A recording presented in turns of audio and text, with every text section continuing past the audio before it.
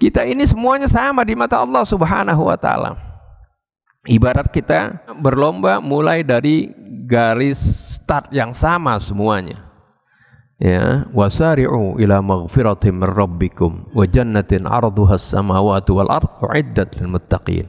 Berlomba-lombalah kalian untuk mendapatkan maghfirah dari Allah, dari Tuhan kalian, dan untuk mendapatkan surga yang luasnya ya seluas langit-langit dan bumi. Jadi Allah gambarkan di dalam kehidupan ini kita sedang berlomba, kita sedang berjuang, berlomba. Ibarat kita lari maraton itu startnya bareng semuanya ya. Jadi bukan orang yang memiliki keistimewaan, oh dia udah di startnya di akhir, enggak, startnya bareng. Cuman ya orang yang diberikan keistimewaan tadi, kemuliaan seperti para istri Nabi atau orang-orang yang mulia ya, ibarat dia melangkah itu langkahnya sekali langkah 2 langkah ke depan. Setiap kali melakukan kebaikan seolah-olah dia melangkah 2 langkah ke depan. Tapi Allah juga maha adil. Ketika dia melakukan keburukan juga dia mundur 2 langkah ke belakang, seperti itu.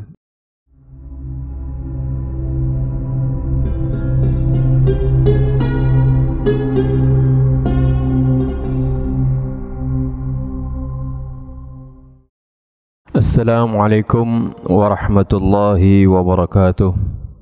Bismillahirrahmanirrahim.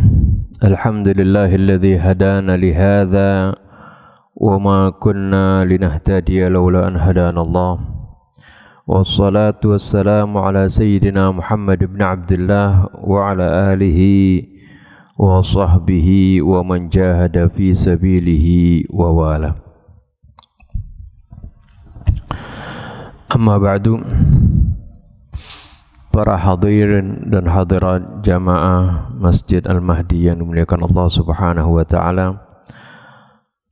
Alhamdulillah wa syukurillah, kita panjatkan puji syukur kita kehadrat Allah Subhanahu wa taala atas segala karunia-Nya, rahmat-Nya, taufik serta hidayah-Nya yang tercurah kepada kita, terutama sekali nikmatul iman wal Islam wa kafa bihima min ni'mah, dan juga nikmat bagaimana Allah Subhanahu wa taala masih berikan kekuatan kepada kita, kesempatan kepada kita, taufik dan hidayahnya kepada kita, sehingga kita masih dapat menjalankan perintah Allah dengan salat di masjid yang mulia ini. Kemudian kita tetap duduk untuk mengikuti renungan Al-Quranul Karim,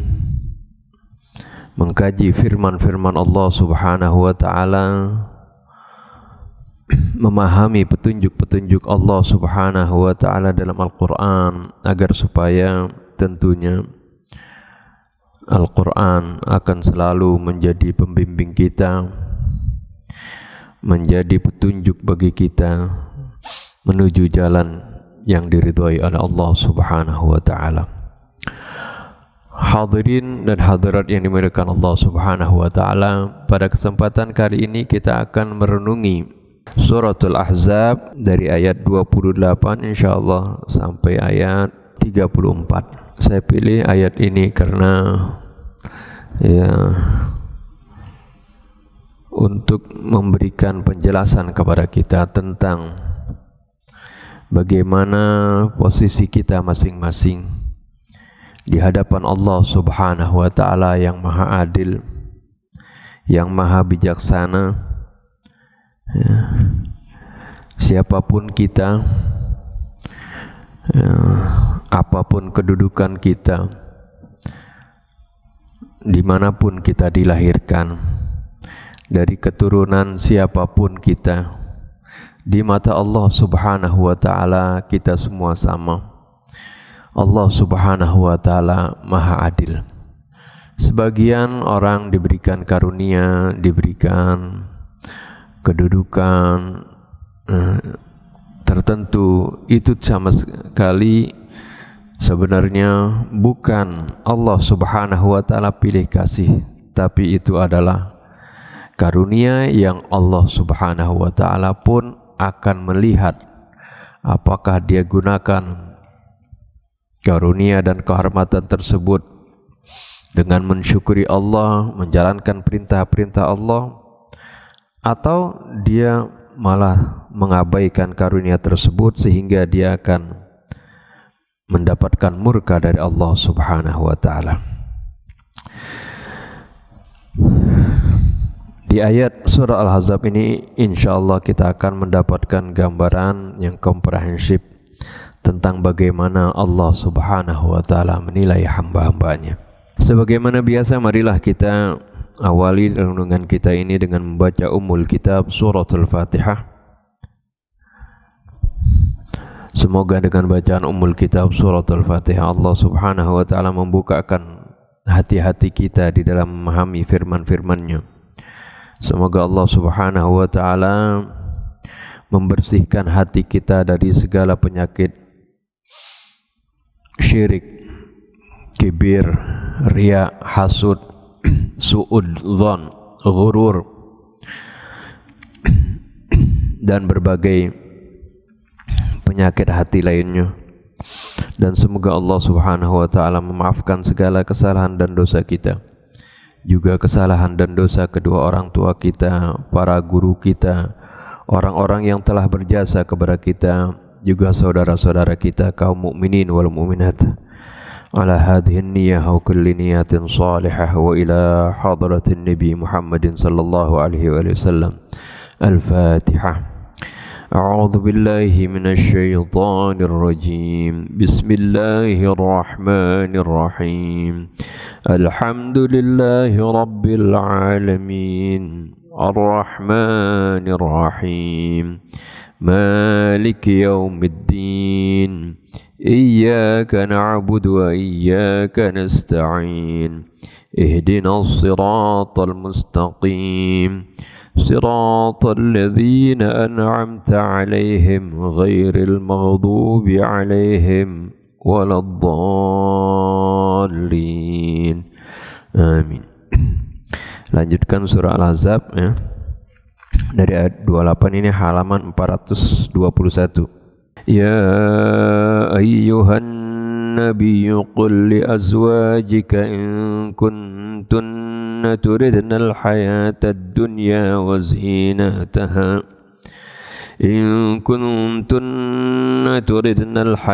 الدنيا وزينتها فتعالين أمتعكن وأسرحكن سراحا جميلا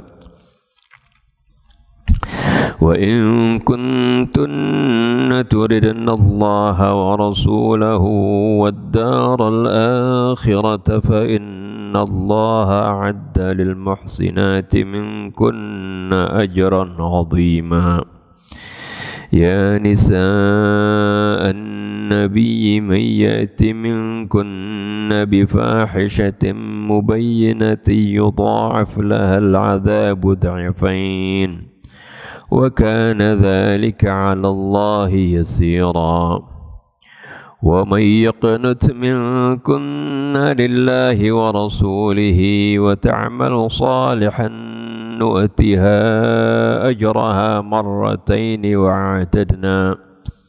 وأعتدنا لها رزقا كريما يا نساء النبي لستن كأحد من النساء إن اتقيتن فلا تخضعن بالقول فيطمع الذي في قلبه مرض وقلنا قولا معروفا وقرن في بيوتكن ولا تبرجن تبرج الجاهلية الأولى وأقمنا الصلاة وآتينا الزكاة وأطعنا الله ورسوله إنما يريد الله ليذهب عنكم الرجس أهل البيت ويطهركم تطهيرا واذكرن ما يتلى في بيوتكن من آيات الله والحكمة إن الله كان لطيفا خبيرا. صدق الله العظيم وصدق رسوله النبي الحبيب الكريم ونحن على ذلك من الشاهدين والشاكرين والحمد لله رب العالمين. Suratul Ahzab ini termasuk surah Madaniyah. Namanya nama surah ini Al-Ahzab diambil dari peristiwa yang diceritakan dalam surah ini, yaitu peristiwa perang Ahzab. Perang Ahzab itu artinya Ahzab adalah sekutu, ya. Karena memang waktu itu Nabi di Madinah diserang oleh pasukan sekutu. Jadi pasukan sekutunya di sini bukan bangsa Arab Quraisy Mekah saja, tapi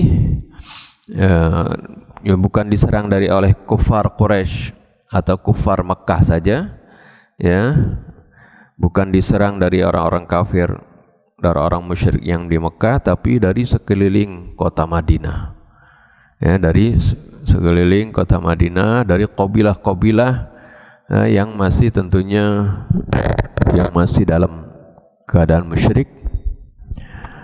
Mereka bersekutu, bersatu untuk menyerang Nabi kita Muhammad SAW.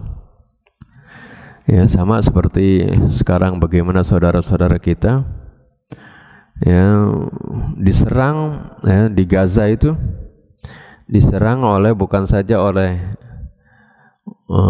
Zionis Israel, tapi juga banyak sekutu-sekutunya. Nah, kaum muslimin pada waktu itu bukan saja diserang dari luar kota Madinah, bahkan ya, dari kota Madinah juga, yaitu dari orang-orang Yahudi sendiri. Orang Yahudi yang mana mereka menempati kota Madinah, dan Rasulullah SAW sudah mengadakan pakta dengan mereka, perjanjian dengan mereka untuk saling bahu-membahu, bantu-membantu, hidup rukun bersama, ya, dan saling membantu kalau ada serangan dari luar kota Madinah. Tapi ternyata mereka berkhianat, menusuk dari belakang, seperti itu. Jadi benar-benar perang Ahzab ini sangat-sangat gawat, ya, bagi kaum muslimin pada waktu itu. Perang ini juga dikenal dengan perang Khandaq, ya, karena pada waktu itu, karena melihat situasi yang genting ini, bagaimana kaum muslimin akan diserang dari luar kota Madinah oleh musuh yang bersekutu. Akhirnya sahabat Nabi yang asalnya dari Persia, yaitu Salman Al-Farisi, mengusulkan agar supaya di kota Madinah ini digali parit. Ini yang disebut Khandaq, ya. Parit itu lebarnya juga sekitar 4 meter begitu, dalamnya mungkin sekitar 3,5 meter atau lebih, seperti itu. Ya, bukan parit kita bikin selokan, bukan, ya. Jadi parit ini yang lebar, ya, dalam dan panjang. Ya, jadi menghalangi daerah bagian depan kota Madinah. Kalau bagian belakangnya banyak ada bukit-bukit, nggak mungkin mereka nyerang dari sana, ya, dari daerah di mana mereka akan menyerang dari depan tentunya. Nah, ini digali parit di sana, ya, panjangnya beberapa kilometer gitu. Rasulullah SAW dengan para sahabatnya kerja bakti, ya, menggali parit. Ya, bukan saja sahabatnya, Rasulullah ikut gali parit, ya, ikut. Nah, ini juga jadi perang tersebut, perang Ahzab ini disebut juga perang Khandaq, ya. Nah, inilah nama dari surat ini diambil, yaitu Suratul Ahzab, ya. Banyak hal-hal yang diceritakan dalam surah ini, ya, diantaranya misalnya tentang mengambil masalah anak pungut, ya, tentang masalah zihar, tentang bagaimana menasabkan seorang kepada bapaknya, ya, nggak boleh menasabkan kepada bukan orang tuanya seperti itu. Dan juga banyak hal lagi yang dijelaskan dalam surah Al-Ahzab ini. Di antaranya yaitu yang tadi kita baca, bagaimana menjelaskan kedudukan para istri Nabi dan keluarga Nabi yang mendapatkan keutamaan dari Allah tapi juga memiliki tanggung jawab yang besar. Di ayat 28 Allah Subhanahu wa taala berfirman, ya ayyuhan nabiyyu qul li azwajika in kuntunna turidnal hayatad dunya wa zinataha fata'alaina umatti'kunna wa usarrihkunna sarahan jamila wa in kuntunna turidnallaha wa rasulahu wad darul akhirata fa innallaha 'adda lil muhsinati minkunna ajran 'azima. Wahai Nabi, ini Allah Subhanahu wa taala menunjukkan pembicaraannya kepada Nabi, ya, memanggil Nabi kita Muhammad SAW, tidak memanggil namanya, ya. Dalam Al-Quran nggak ada panggilan ya Muhammad, ya. Ini sebenarnya adab yang juga, ya, Allah Subhanahu wa taala ajarkan kepada kita. Kalau nyebut nama Nabi Muhammad, jangan Muhammad aja gitu, ya, kita kayak manggil nama teman, ya, tapi Nabi Muhammad, ya, seperti, atau Rasulullah, seperti Allah Subhanahu wa taala memanggil nabinya ini, ya, dengan nama julukannya, ya, tidak dengan namanya. Ya ayyuhan nabiyyu, ya ayyuhar rasul, ya ayyuhal muzammil, ya ayyuhal muddathir, seperti itu, ya. Dilarang kita, ya, memanggil nama Rasulullah dengan namanya. La taj'alu du'a'an nabi bainakum ka du'a'i ba'dikum ba'dha. Jangan kalian menjadikan panggilan kalian kepada Nabi seperti kalian memanggil sesama kalian, kayak manggil teman kita Muhammad seperti gitu. Ini ada larangannya dalam Al-Quran, ya. Dan Allah Subhanahu wa taala yang Maha Agung, yang menciptakan kita semua dan menciptakan Nabi Muhammad SAW, pun memberikan contoh bagaimana, ya, memanggil Nabi kita Muhammad SAW. Ini, ya, ta'dib buat kita, ya, pendidikan buat kita. Ya ayyuhan nabiyyu qul li azwajika, wahai Nabi, katakan kepada para istrimu, in kuntunna turidnal hayatad dunya wa zinataha, jika kalian menginginkan kehidupan dunia dan perhiasannya, fata'alaina umatti'kunna wa usarrihkunna sarahan jamila, silakan ke sini, kami akan berikan kepada kalian kesenangan, kemewahan yang kalian inginkan tersebut. Tapi setelah itu wa usarrihkunna sarahan jamila, setelah itu kami ceraikan kalian dengan cara yang baik, dengan cara yang indah. Ya, kenapa kok tiba-tiba Allah menurunkan ayat ini?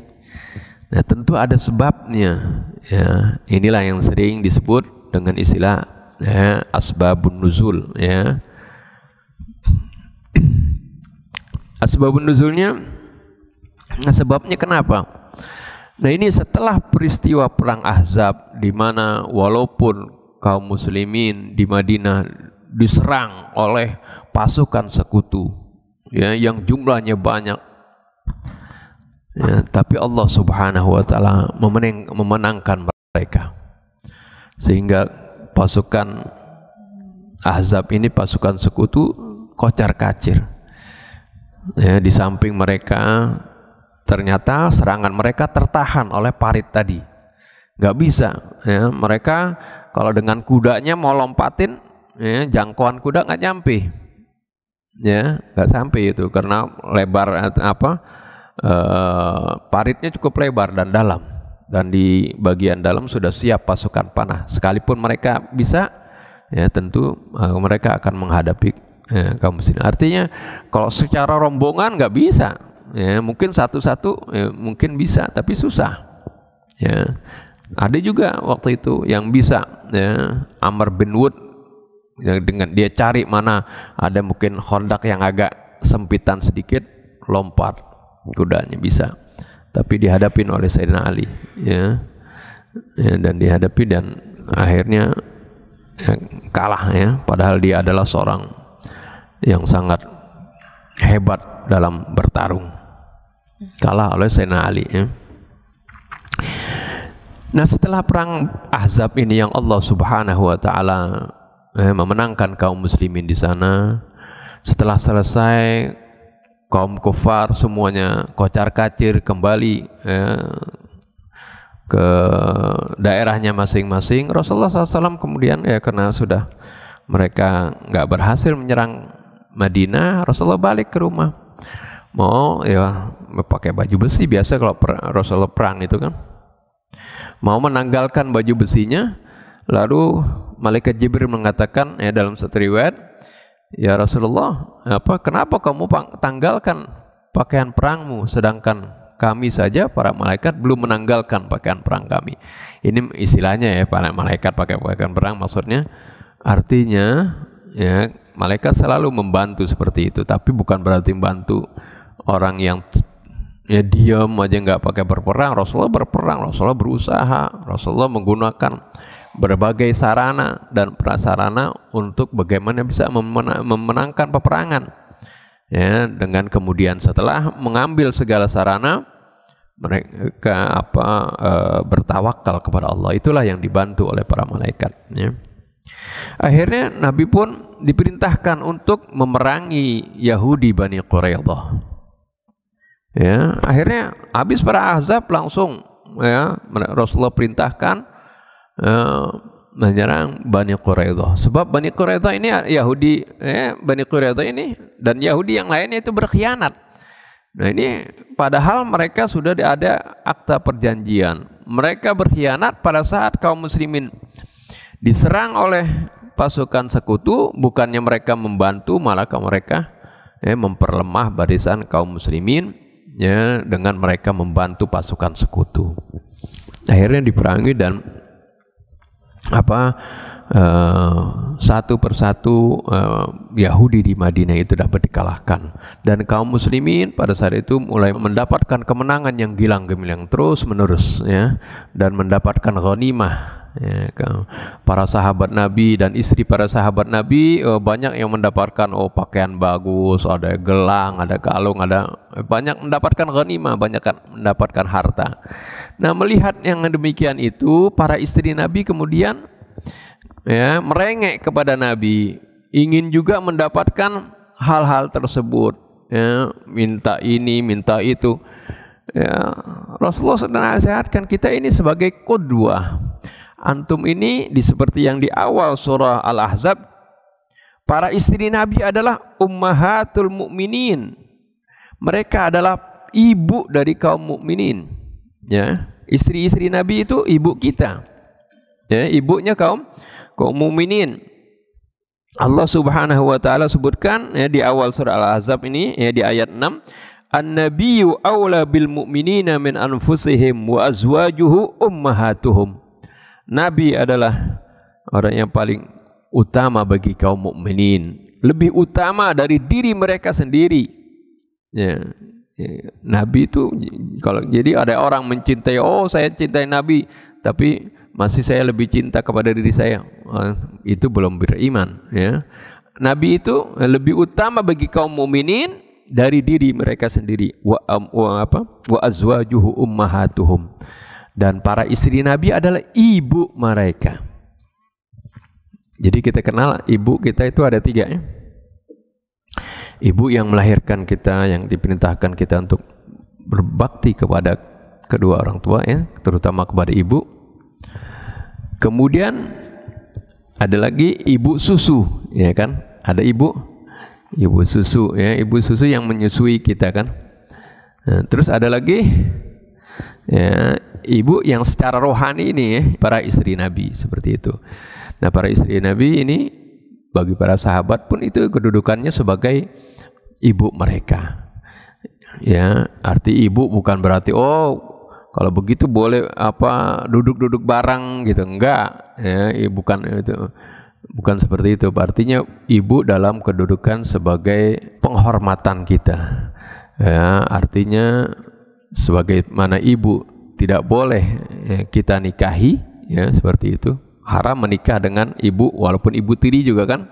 Dalam kedudukan ya kita menghormati mereka seperti itu dalam kehormatannya.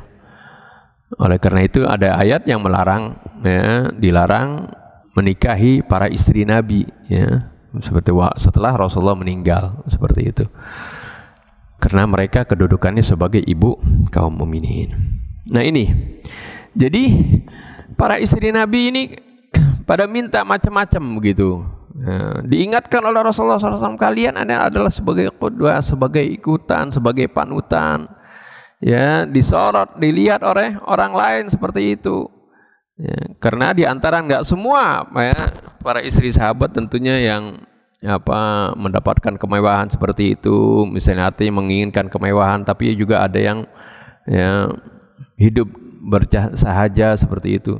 Nah, sebagai qudwah ini Rasulullah ingatkan mereka ya hendaklah ikut ya, bersama Rasul dalam kesederhanaan itu. Ya rupanya ya masih merengek-merengek juga seperti itu ya. Akhirnya Allah Subhanahu wa taala turunkan ayat ini. Ya ayyuhan nabiyyu qul li azwajika in kuntunna turidnal hayatad dunya wa zinataha fata'alaina umatti'kunna wa sarrihkunna sarahan jamila. Allah berikan khiyar, Allah berikan pilihan ya. Udah kalau masih ngambek juga, masih nggak mau ya, nurut juga apa yang diinginkan oleh Rasul, ya udah kalau begitu ya berikan pilihan kepada mereka. Katakan kepada para istrimu, jika kalian benar-benar menginginkan kehidupan dunia ya, dan perhiasannya, boleh sini ya, kami akan berikan itu. Ya, diberikan, minta apa akan diberikan.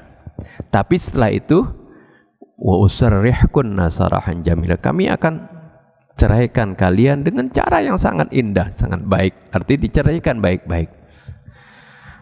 Tapi wa in kuntunna turidna, ini pilihan. Wa in kuntunna turidnallaha wa rasulah, jika kalian jika kalian menginginkan keridhaan Allah dan Rasulnya, wad-daral akhirah, mengharapkan kebahagiaan di akhirat nanti, fa innallaha 'addal muhsinati minkunna ajran 'azima. Sungguhnya Allah telah menyiapkan bagi orang-orang yang berbuat baik di antara kalian dengan ganjaran yang besar. Ya, suruh pilih. Jadi kalau mau ikut hidup sederhana bersama Nabi, ya, taat kepada Allah dan Rasulnya, ya, mengharapkan keridhaan Allah dan Rasulnya, dan mengharapkan nanti kebahagiaan di akhirat. Ya, kita hidup dengan sederhana, kata Nabi. Kalau mau senang-senang ya aku berikan nanti, tapi diceraikan seperti itu. Kontan semuanya setelah turun ayat ini, para istri Nabi semuanya milih nggak apa-apa deh, nggak mengharapkan kesenangan, tapi tetap bersama Rasulullah SAW walaupun dalam hidup dalam kesederhanaan dan kebersahajaan. Ya, ini juga sering saya katakan, ini salah satu makna fadribuhunna ya, dalam surah An-Nisa itu pukulan ya, pukulan yang non fisik ya. Jadi kalimat fadribuhunna dalam surat An-Nisa jangan diartikan pukul mereka istri, digampar, ditonjok, dibanting ya. Nggak benar itu ya. Tapi fadribuhunna ya, diterangkan oleh para sahabat ya, dan Rasulullah SAW juga menerangkan, yaitu darban ghaira mubarrih, pukulan yang tidak menyakitkan, yang tidak bikin memar, yang tidak bikin berdarah, yang tidak bikin benjol, yang tidak bikin ya sakitnya seperti itu. Diartikan juga, diterangkan oleh Al-Quran, yaitu bagaimana istri Nabi Ayub yang ketika Nabi Ayub marah dan ingin memukul istrinya, ingin mencambuk istrinya 100 cambukan, ya Allah bilang jangan kamu batalkan sumpah kamu karena udah bersumpah gitu. Tapi Allah kasih pelajaran bentuk pukulan yang tidak menyakitkan, yaitu fahuddithkan fadrib biha. Diltan itu artinya sekumpulan rumput ya, karena ingin memukul 100 kali ya, ambillah rumput 100 lembar kemudian gabungkan pukul istri, sakit nggak itu? Nggak sakit itu, darban ghaira mubarrih, yaitu pukulan yang tidak menyakitkan. Kemudian Allah Subhanahu wa taala mengingatkan para istri Nabi, karena mereka adalah wanita-wanita yang Allah Subhanahu wa taala beri kedudukan mulia sebagai pendamping Nabi, ya, menjadi panutan, menjadi sorotan, menjadi public figure, ya, artinya figur yang akan menjadi contoh. Oleh karena itu Allah ingatkan, ya nisa an-nabiyyi may ya'ti minkunna bi fahishatin mubayyinah yudha'af lahal 'adzabu dhi'fain wa kana dzalika 'ala Allah yasira. Wahai para istri Nabi, barang siapa di antara kalian yang melakukan suatu perbuatan keji yang nyata, yudha'af lahal 'adzabu dhi'fain, maka akan dilipat gandakan azabnya 2 kali lipat. Wa kana dzalika 'ala Allah yasira, itu mudah saja bagi Allah. Jadi karena kalian sebagai contoh, sebagai qudwah, sebagai panutan bagi para wanita, kalau kalian melakukan kejelekan, melakukan dosa, itu dosanya 2 kali lipat. Jadi jangan kira Allah ketika memberikan privilege, memberikan keistimewaan kepada seorang, diberikan begitu saja. Enggak, ada tanggung jawabnya. Kan memang tentang Allah Subhanahu wa taala memberikan kelebihan kepada seseorang, ya, dengan seorang yang lain. Kan kita nggak sama kan ketika dilahirkan. Ada orang dilahirkan karena orang tuanya konglomerat, dia dilahirkan, dia dapat warisan, ya, dari orang tuanya misalnya. Ya, harta yang didapat juga ada perhitungannya, ada tanggung jawabnya. Ya, bagaimana dia menjalankan itu? Atau misalnya seorang yang dilahirkan, dia dalam memiliki keturunan yang mulia, ya, itu juga ya ada tanggung jawabnya. Sering Allah Subhanahu wa taala menyebutkan, memang di antara kita ini semuanya nggak sama, ya. Begitu juga para nabi saja, ya, ada yang Allah Subhanahu wa taala lebihkan sebagian nabi dengan sebagian lain. Tapi ya, nabi-nabi yang diberikan kelebihan kedudukan itu tanggung jawabnya lebih besar seperti itu. Ya, cobaannya lebih kuat, lebih keras. Seperti itu, begitu juga kita. Kita ini semuanya sama di mata Allah Subhanahu wa taala. Ibarat kita berlomba mulai dari garis start yang sama semuanya. Ya, wasari'u ila maghfiratin min rabbikum wa jannatin 'arduhas samawati wal ardh u'iddat lil muttaqin. Berlomba-lombalah kalian untuk mendapatkan maghfirah dari Allah, dari Tuhan kalian, dan untuk mendapatkan surga yang luasnya, ya, seluas langit-langit dan bumi. Jadi Allah gambarkan di dalam kehidupan ini kita sedang berlomba, kita sedang berjuang, berlomba. Ibarat kita lari maraton, itu startnya bareng semuanya, ya. Jadi bukan orang yang memiliki keistimewaan, dia udah di startnya di akhir, enggak, startnya bareng. Cuman ya, orang yang diberikan keistimewaan tadi, kemuliaan seperti para istri Nabi atau orang-orang yang mulia, ya, ibarat dia melangkah, itu langkahnya sekali langkah 2 langkah ke depan. Setiap kali melakukan kebaikan seolah-olah dia melangkah 2 langkah ke depan. Tapi Allah juga maha adil. Ketika dia melakukan keburukan juga dia mundur 2 langkah ke belakang, seperti itu. Jadi sama semuanya. Jadi dalam perlombaan ini sama seperti itu. Jadi ada kelebihan, di sana juga ada tanggung jawab. Jadi bagaimana kalau mereka melakukan perbuatan buruk, para istri Nabi, dosanya 2 kali lipat. Allah pun maha adil, bukan hanya dosanya, tapi ketika mereka melakukan kebaikan, itu pun 2 kali lipat, ya. Wa may yaqnut minkunna lillahi wa rasulihi wa ta'mal salihan nu'tiha ajraha marrataini wa a'tadna laha rizqan karima.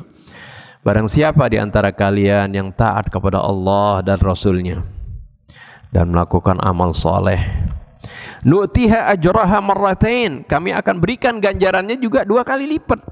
Jadi sebagaimana kalau melakukan dosa dilipat gandakan 2 kali lipat, melakukan kebaikan pun seperti itu. Ya, karena kenapa seperti itu? Kenapa kok 2 kali lipat kalau yang lain enggak? Ya, itu karena mereka adalah sebagai panutan, sebagai qudwah, sebagai contoh ya bagi kaum muslimin. Ya, sebab apa yang mereka lakukan, misalnya melakukan keburukan, nanti dicontoh. Kenapa keburukan ini di2 kali lipatkan? Karena dia akan mendapatkan dosa dari perbuatannya sendiri dan dosa dari karena memberikan contoh yang buruk kepada orang lain. Ini juga sejalan dengan hadis Nabi kita Muhammad sallallahu alaihi wasallam, man sanna fil islami sunnatan hasanah falahu ajruha wa ajru man amila biha min ghairi an yanqusa min ujurihim syai'a. Barang siapa yang memberikan contoh dengan contoh yang baik, maka dia akan mendapatkan pahalanya, pahala dia melakukan kebaikan tersebut, dan pahala dari orang yang melakukan apa yang dicontohkan itu, ya, tanpa ada dikurangi orang yang pahala yang mengikutinya itu sedikit pun. Jadi dosanya memberikan contoh yang baik itu 2 kali lipat seperti itu. Nah, ini juga para istri Nabi seperti itu. Di mata Allah jadi sama semuanya kan gitu. Ya, masing-masing ketika dia diberikan keistimewaan, misalnya keistimewaan yang bukan dari kasab dia, bukan dari hasil usaha dia. Ya, misalnya ya dia seperti contohnya istri Nabi ini kan, ini Allah Subhanahu wa taala yang tentukan. Ya, dan dipilih oleh Nabi menjadi istrinya. Ya. Begitu juga orang misalnya yang memiliki keturunan tertentu, ya, keturunan yang mulia, emang itu usaha dia atau pilihan dia. Kita dilahirkan milih gitu. Oh, saya mau dilahirkan dari bapak fulan, ibu fulan. Saya mau dilahirkan di misalnya di Indonesia, ada yang mau dilahirkan di Mekah. Enggak.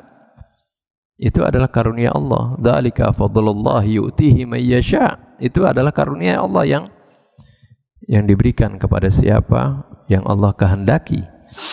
Ya. Nah, dengan kalau ada karunia, ada keistimewaan, keistimewaan itu menjadi tanggung jawab buat dia. Ya, dan Allah juga ingatkan, ya, kita nggak perlu hasud, nggak perlu iri, ya, terhadap orang-orang yang mendapatkan keistimewaan tersebut.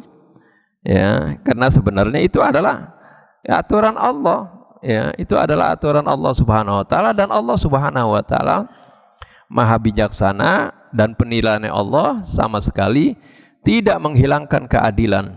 Keadilan Allah tetap ya akan dijalankan, ya. Seperti yang ini tergambar dalam ayat ini, bagaimana ketika para istri Nabi memiliki kedudukan yang mulia di sisi Nabi, ya, keadilan Allah tetap ya, buat mereka. Kemudian diingatkan lagi, ya nisa an-nabi lastunna ka'ahadim minan nisa.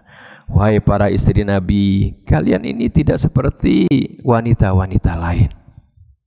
Ini taqaitunna. Kalian ini ada syaratnya. Jadi kalian enggak seperti wanita-wanita lain. Kalian adalah wanita-wanita mulia, wanita-wanita terhormat. Kalian adalah ibu dari kaum mukminin. Ini taqaitunna, jika kalian bertakwa. Oleh karena itu diingatkan, ya, kemuliaan ini harus dibarengi dengan akhlak yang mulia.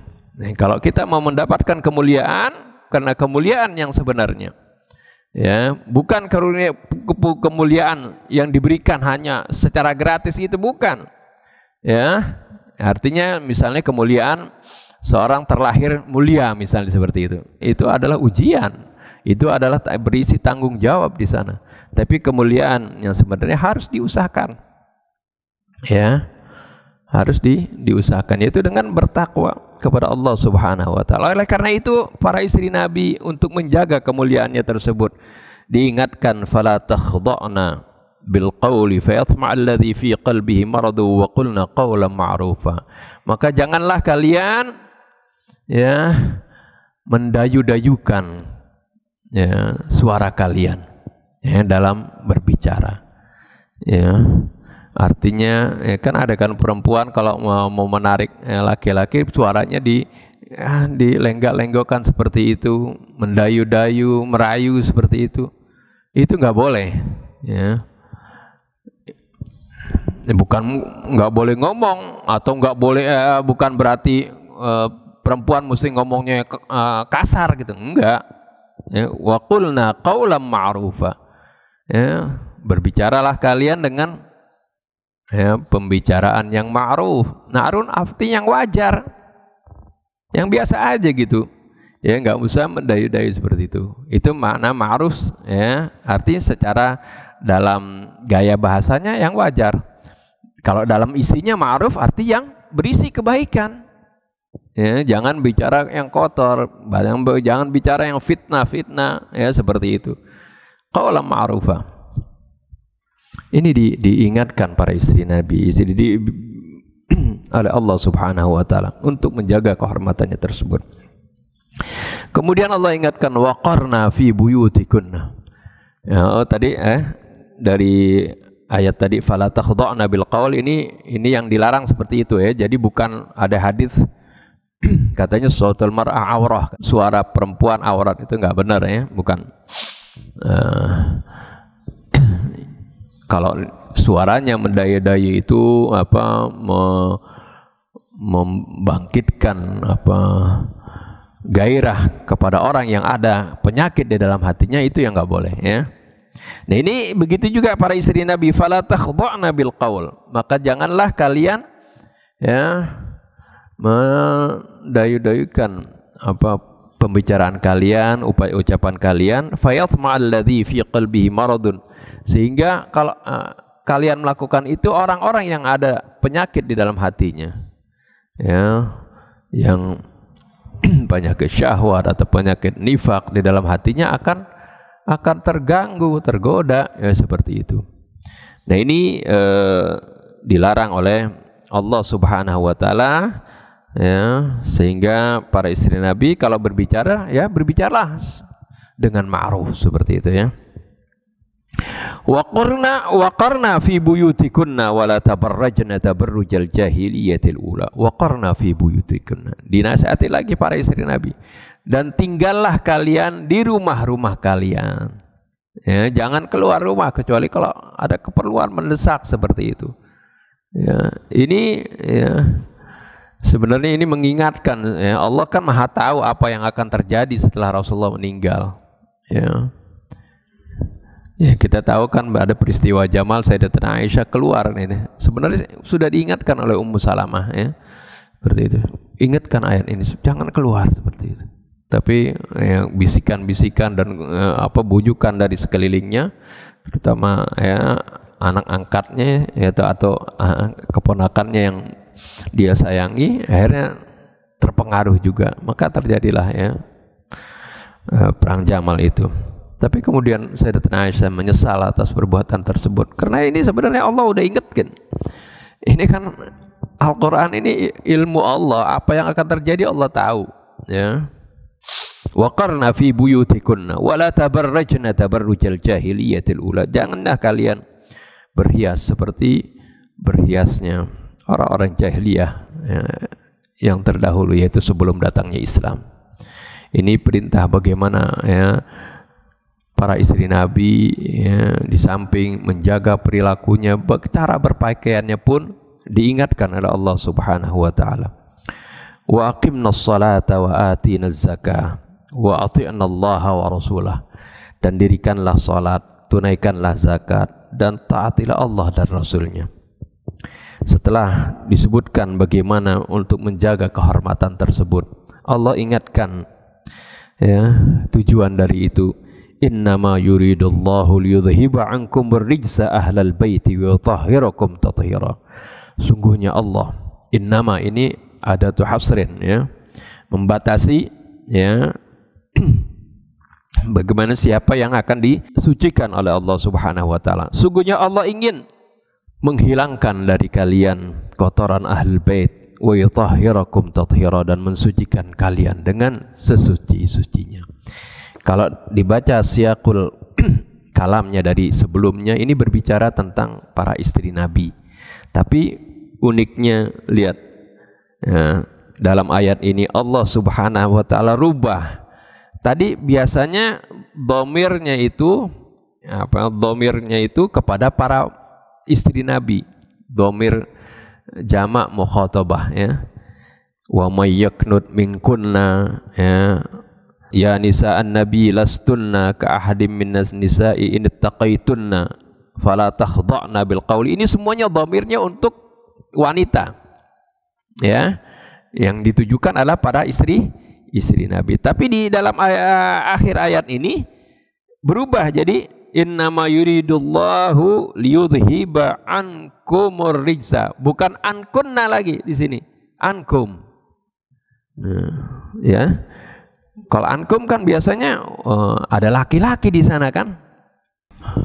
Maka kemudian ayat ini supaya jangan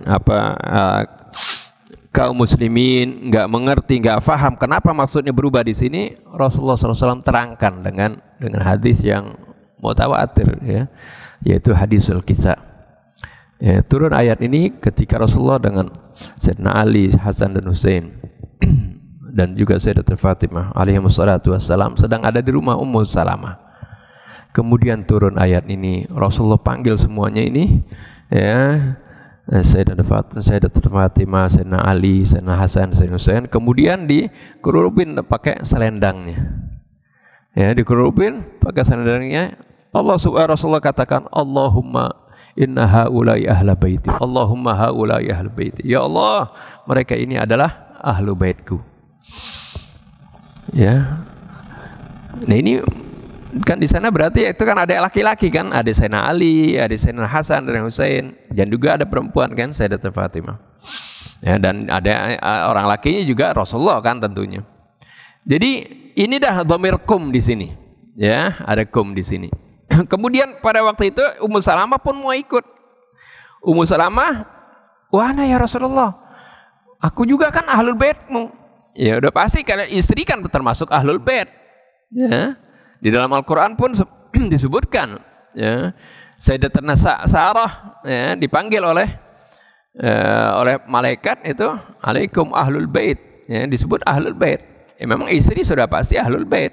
Ya, keluarga kan, keluarga apa? Kalau nggak ada keluarga, kalau nggak ada istri kan. Tapi karena di sini dhamirikum ya, Rasulullah katakan innaki ala khair. Kamu sudah dalam keadaan baik. Kamu udah disebutin di ayat-ayat sebelumnya tentang istri Nabi. Ya, Rasulullah kenapa menggururkan 5 orang ini ya, bersama Rasulullah 4 orang ini untuk memberikan kefahaman ya, tentang maksud dari dhamir kum di sini. Jadi tujuannya apa? Dari perintah-perintah di atas ini ya, tujuannya kalau Allah ingin mensucikan kalian dengan suci-sucinya. Jadi seolah-olah ayat di atas ini sebagai syarat ya, sebagai syarat seperti itu. Dan juga ayat sesudahnya nanti. Ayat sesudahnya kembali lagi tentang para istri Nabi. Nyebutnya dhamirnya dhamir nisa lagi. Ya, wadhkurna ma yutla fi buyutikunna. Dan ingatlah selalu apa yang dibaca di rumah-rumah kalian. Min ayatillahi wal hikmah, dari ayat-ayat Allah dan hikmah ya, dan hikmah-hikmah yang terdapat dalam Al-Quran. Innallaha kana latifan khabira. Sungguhnya Allah maha halus dan maha mengetahui. Artinya hal-hal kecil latif ya, Allah Subhanahu wa taala pasti tahu ya. Jadi ayat ini menggambarkan bagaimana keadilan Allah Subhanahu wa taala kepada kita semua. Siapapun kita di mata Allah Subhanahu wa taala, Allah Subhanahu wa taala akan perlakukan sebagai dengan adil. Akan tetapi bagi mereka-mereka yang memiliki kedudukan anugerah dari Allah, hendaklah menjaga ya anugerah tersebut dengan menjalankan perintah-perintah Allah dan menjauhi larangannya. Karena di samping anugerah ada tanggung jawab yang besar ya. Mereka akan dilipat gandakan kebaikannya kalau melakukan kebaikan, kalau melakukan keburukan juga akan dilipat gandakan.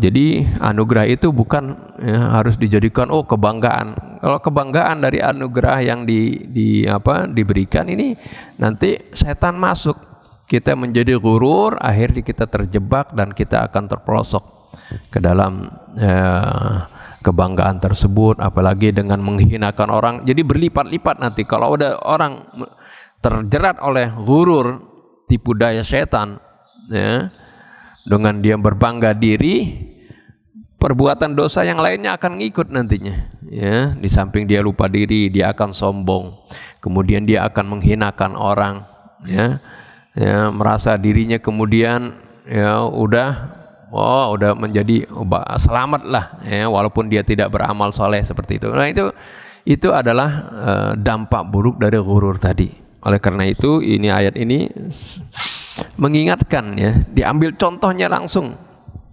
ya, para istri Nabi. Sampai Imam Ali Zainal Abidin ketika ada orang mengatakan kepada beliau, kamu sudah enak, keluarga Nabi sudah diampuni dosanya, marah Sayyidina Ali Zainal Abidin. Imam Ali Zainal Abidin marah, kemudian katakan, kami ini lebih layak untuk diberlakukan seperti apa yang diberlakukan kepada para istri Nabi, yaitu kalau kami melakukan kebaikan, ya, kami akan mendapatkan pahala 2 kali lipat. Tapi kalau kami melakukan keburukan, kami pun akan mendapatkan dosa, ya, 2 kali lipat seperti itu. Nah, ini cucu Nabi yang paling dekat saja dengan Nabi, ya, seperti itu, ya, akhlaknya baik, ibadahnya ya Allah, ya, sampai disebut as-sajjad. Bukan hanya ibadah vertikal kepada Allah, tapi horizontal juga baik. Bagaimana terkenal Imam Ali Zainal Abidin ini sering memberikan bantuan kepada fuqara dan masakin, ya, di Madinah tanpa mereka tahu, diberikan malam-malam, nggak ada yang tahu itunya. Selalu berikan bantuan. Sampai ada orang ketahuannya kapan, ya, ketika ketahuannya waktu beliau meninggal. Ketika beliau meninggal, bantuannya nggak ada lagi yang berikan bantuan malam-malam seperti itu. Mereka tahu ini Imam Ali Zainal Abidin. Jadi seperti itu kebaikannya cucu Rasulullah, ya, yang masih dekat, begitu akhlaknya, begitu kebaikannya, begitu amalnya, begitu banyak. Kemudian kita yang masih jauh misalnya, ya, berbangga diri, guru, nah ini setan bisa masuk, akan menggelincirkan kita, naudzubillah min dzalik. Ini saja mungkin sebagai renungan, ya, supaya antum biasa paham, ya, tentang situasi yang sekarang ini. Ini saja yang dapat saya sampaikan, lebih kurang saya mohon maaf. Billahi taufiq wal hidayah. Assalamualaikum warahmatullahi wabarakatuh.